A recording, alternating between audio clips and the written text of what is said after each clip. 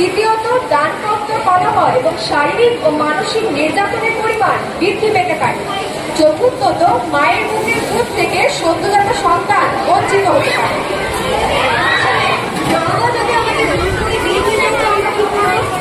অল্প বয়সে বিয়ে কখনো করবে না। তোমাদের বাড়িতে বাবা মাকে বোঝাতে হবে বাল্য বিবাহ হলো আইনত দণ্ডনীয় অপরাধ।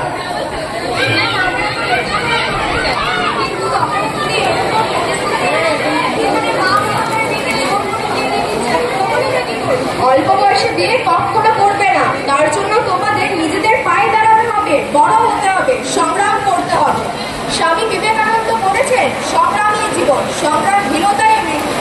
এই পুরুষতান্ত্রিক সমাজের সমস্ত অন্যায় অত্যাচারের বিরুদ্ধে আমাদের গর্জে উঠতে হবে, সেটা ভয় পেলে চলবে না। এসো আমরা সকলে কবিগুরু